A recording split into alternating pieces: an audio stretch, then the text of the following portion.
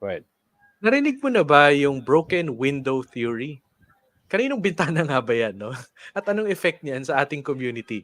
Yan yung i-discuss natin dito sa Truly Happy One. Welcome po dito sa Truly Happy One where we discuss world-class Pinoy excellence. At paano nga ba kahit tayo no maging world-class Pinoy? We do this every Saturdays at 5 p.m. via Facebook Live and YouTube Live. So make sure you subscribe or join our Facebook group para wala kayong mamiss na mga episodes. Now, before we go to our main topic, which is the broken window theory, please let us know where you are watching from. If you're watching from Mandaluyong, type niyo dyan sa comment section sa Facebook, watching from Mandaluyong. Or kung nasa Dubai kayo, type niyo dyan sa chat sa YouTube, no, watching from Dubai. Para alam natin hanggang saan ba umaabot itong ating broadcast. Also, you can ask your questions because this is an interactive webinar.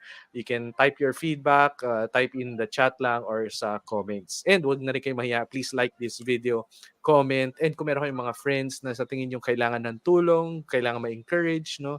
Or gustong maging successful sa buhay, no? Tag nyo sila sa comment section sa Facebook. And wag na rin kayo mahiya, i-share nyo na rin tong video para mas marami tayong matulungan and mag-subscribe sa YouTube. Free naman yon, walang bayad. Dyan sa baba, merong subscribe button na kulay red. Click nyo lang yan para ma-update kayo pag meron tayong mga bagong episodes dito sa Truly Happy One. Ayan. So ako po si Eric Calugdan. Together with us is Sir Enrico Garcia. I used to be an IT consultant for Unisys, and then after a year, I just put up my own business called Infotex. No, we develop mga web and mobile applications. We help mga SMEs in their digital strategies to be more efficient, more productive, and thrive in any economic situation. Sir Enrico, on the other hand, used to be the retail operations manager of Shell, and then after Shell, he became the country manager of Herbalife. After Herbalife, he became the Director of Operations of Avon and one of the Board of Directors of the Direct Selling Association of the Philippines. Now, he is a mindset coach and also the Director for International Operations of Sante. Ayan. So, Sir Enrico, ano nga ba itong broken windows theory? Hi, Eric, and hi to our viewers. Yeah, good afternoon. We skipped last Saturday, so we're back. So, broken window is exactly yung nakikita natin, di ba, sa ibang parte ng, some parts of the city. We see this a lot, di ba? So, this was popularized, by two gentlemen. Later, you'll see it in the 80s, and it's what they call a metaphorical theory, di ba? Kumbaga, the broken window symbolizes a couple of things, di ba? And really, if you want to put this in very simplistic terms, this is how your environment, whether it's a good environment or not too good, can impact your behavior. Okay? Knowingly or unknowingly. Di ba? Parang ano yan, Eric, di ba? You go in, this is now why I understand why my parents and my teachers would say, fix your desk, make it orderly. When I was young, I couldn't understand what's the relationship of that. Why do you need to fix it? What's the big thing, right? When we were growing up, Eric, I'm sure you also, you get out of bed, clothes everywhere, everything is everywhere.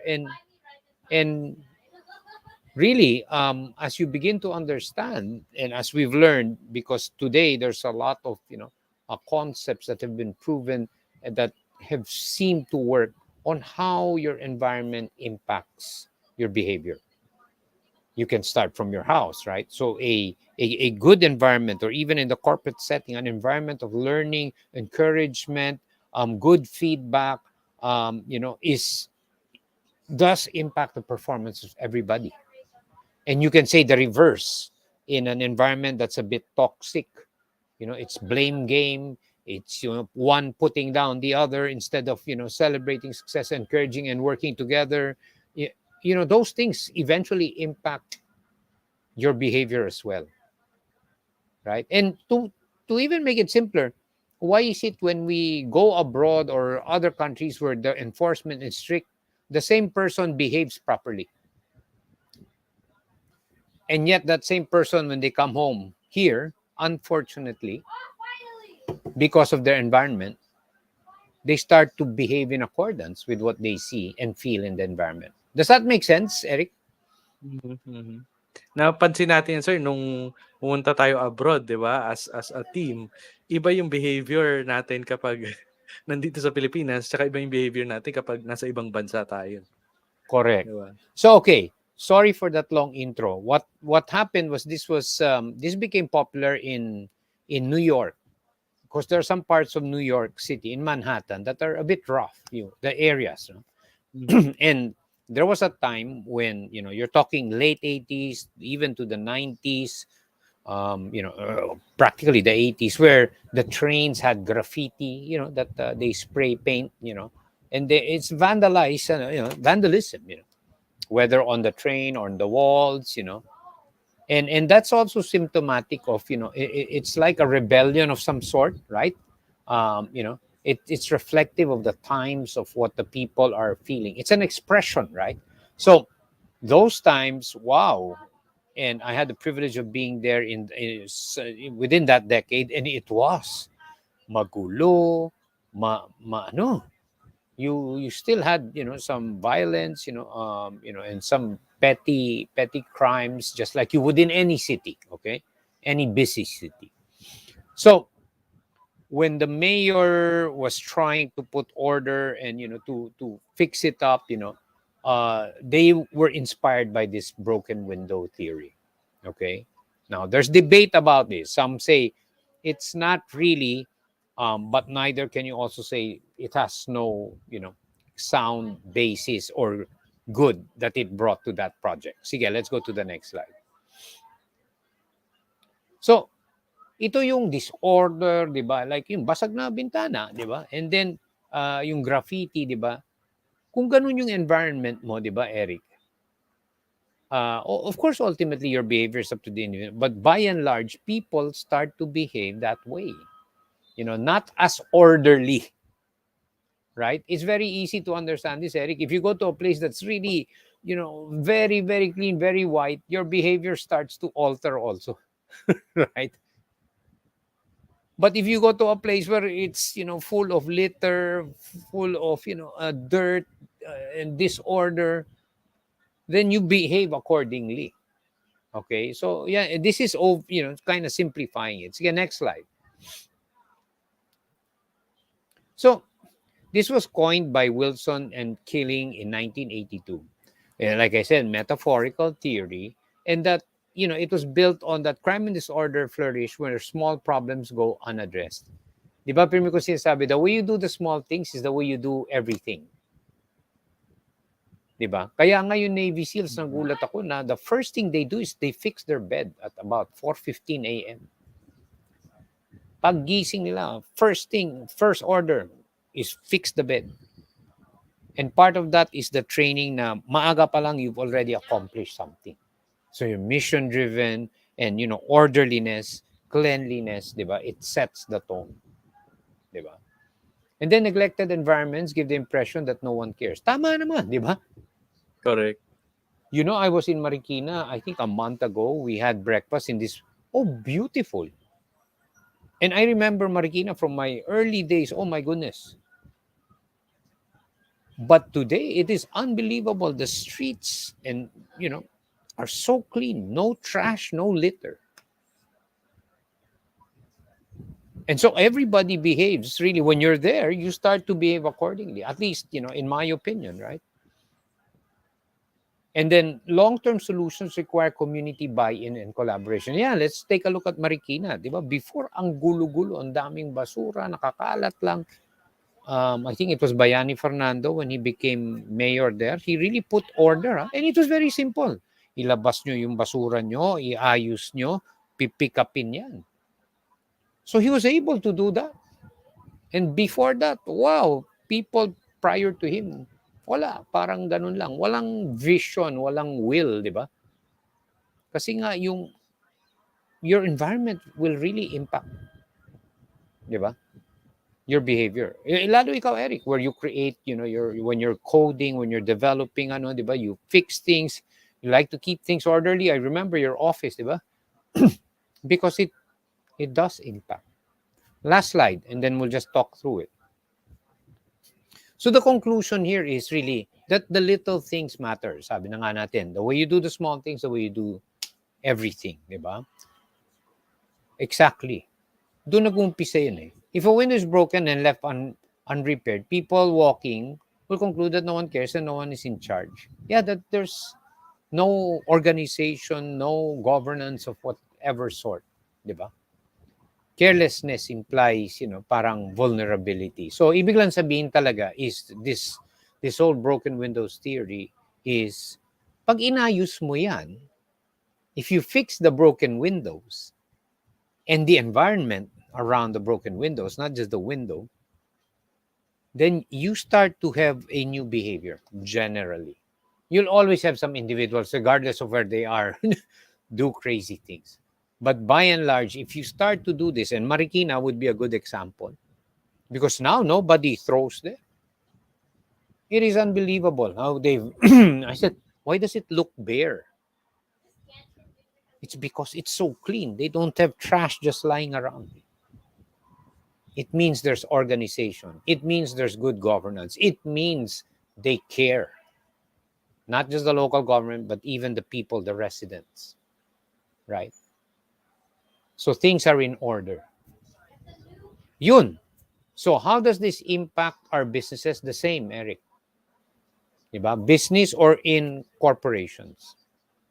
Yun nga, where the environment is one of you're encouraged to learn, encouraged to give correct, straight feedback, even if, it may not be, but that kind of environment will impact your environment. In fact, I have this last piece before you ask your questions, Eric.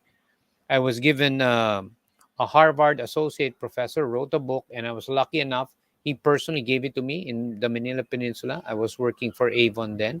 And his book was about chasing stars, okay? Boris Groisberg. He wrote about the myth of the portability of talent. So in other words, gusto niya malaman, can you really bring your talent to another place? So he did a very scientific, controlled para you can make meaningful conclusions. And he studied investment bankers. And what happened was when they worked for these big investment banks and they got pirated to a smaller firm who did not have the support systems processes, they did not perform well. Yeah. So it wasn't just raw talent. You needed that strong support ecosystem environment for you to enhance and really perform at a high level. That's why yung kanyang it's not necessarily talent, it's the environment. Parang sa basketball or football, any team sport. Pag yung environment mo is one of, the coach pushing you and your players are playing not for themselves, not for their score, but for the team, the result is fantastic. Tama? Parang mahihiya ka na lang kung ikaw yung naiba. Yeah, and Parang nadadala ka, that behavior, Oo. unselfish play, they're not interested in their ego, they just want the team to win, they're willing to do what it takes. To create that is not easy. But when you do, it is very, very powerful. Well, Yun. That's it, ano Eric. naman sir tong yung last bullet dito nakalagay carelessness implies vulnerability. Anong example natin dito sir? Well, when you're careless with, it's really meant within the context of parang you don't care, di ba? You're very vulnerable, syempre, di ba? When you're careless, di ba? And that's in relation with this whole thing, di ba? I guess it's not probably just carelessness, but not caring enough, di ba? About, your surroundings, di ba? You do have vulnerabilities. It could be the manifestation of a deeper issue that you have, why you don't generally care, right? So that's there's a lot to that, diba? But within the context of what we're speaking about, it's really that environment and how it can enhance or reduce performance. Diba, Eric? Yes sir. Ayan, nanonood po sa atin sir si Jules Tahale ng VNG. Sabi niya, good for the security measures of our homes and subdivisions. Absolutely, Jules. Salamat. Yeah, because pag nakita mong maayos, di ba, there are some subdivisions and it doesn't have to be the expensive ones, but there are some subdivisions, kita mo. you can immediately tell there's good governance, there's leadership, they're alert, they're properly uniformed, they're respectful, they know what they're doing. Di ba may mga ibang security guards sa iba nakachinelas, di ba? They're not, they're Correct. yung kanilang uniform, it tells you a lot, right? Mhm. And then Correct, correct. the behavior is impacted. Yes, ayan nanonood din sa'tin sir si Rene Convento and Sharon Wow! Calutan. Ayan, Wow, thank you Mr. for Convento, watching. maraming salamat po. And of course, Sharon. Rene, good to see you here, di ba? And Oo. yeah, yung broken windows na yan, napaka-applicable niyan. In Mhm. many things, kahit sa bahay, di ba? Yung to So, declutter, di ba? yeah, so yan yung kaya nauso si ano Marie Kondo, 'di ba? Sa Netflix. Yung Marie Kondo yan, i-organize yung bahay. Ayan. Correct. Nauso Correct. yung mga ganyan. Yes. Lalo na nung nag-pandemic, nag-lockdown tayo. So yung bahay hindi lang siya tulugan at kainan, naging work ano na rin siya, workstation, no? And para nga Correct. maging mas productive tayo sa work, kailangan organized yung workstations natin. And 'yun, nauso Cor- nga itong pag-organize natin. correct. So, push it out, di ba? So that's for smaller, and that's true. Di Mm. ba? Pag magulo yung surroundings mo, syempre, di ba? Dati nga parang hindi ko makuha. So that it's conducive for work. Parang sabi ko, When I was so new in the company, the first company I worked for, I said, what has it got to do? Well, you'll be surprised. It really, at least I can say in my experience, it really influenced my behavior when I fixed up, when I organized it. Dati, ang Correct. gulo ko, nakakalat lang yun. No? And yeah, kasi ang hirap hanapin, di ba? Hinahanap mo, Mhm. hindi mo alam. So, but pag organized yan, di ba? Alam mo saan mo ililigpit, hahanapin, and there's some sense of accomplishment, fulfillment when you clean your desk right before you go, di ba? Correct, Yung correct. when you close shop, 'di ba? You close it, that ends the day but it sets you up for the next day. So behavior psychologically ang dami rin yang, 'di ba? Mm. You don't notice Yung it, 'di ba? isang correct. Yung isang example din siguro sir, yung malapit sa atin, yung Manila Bay, yung breakwater. 'Di ba? Dati pag naglalakad ka diyan, maamoy, maraming Yeah. basura, 'di ba? Tapos biglang nagkaroon ng Manila Bay Sands or yung Right. Dolomite Beach, no? Na Right. pag nandoon ka, mahihiya kang magtapon ng basura kung saan-saan. 'Di ba? Exactly. Mag-iiba But talaga yung behavior mo kapag oh, biglang babalik gano'n ako sa nagbago yung environment. Marikina. Si Rene kasi taga Mm. Marikina yan. Ay, it was such Ah. a pleasurable experience kasi orderly. Ang Hmm. linis. Mhm, Eric, when I mhm. was going to school and we would go there to do our parang, service to the public school kids, ang gulo-gulo, ang dumi-dumi. Mhm. That was decades ago. And then can you imagine? Isang tao lang, naayos yun. Go there, Eric. I'm telling you. Correct. Wala kang Kaya makikitang kalat. Wala. importante talaga 'no na meron kang isang leader na mangunguna and also yung buy-in ng community na susunod din. Dapat yung Exactly. combination na yun yung talagang magiging dahilan para maging maayos 'no and orderly ang isang lugar. Puwedeng isang Correct. subdivision, puwedeng isang city, or Right. isang bansa.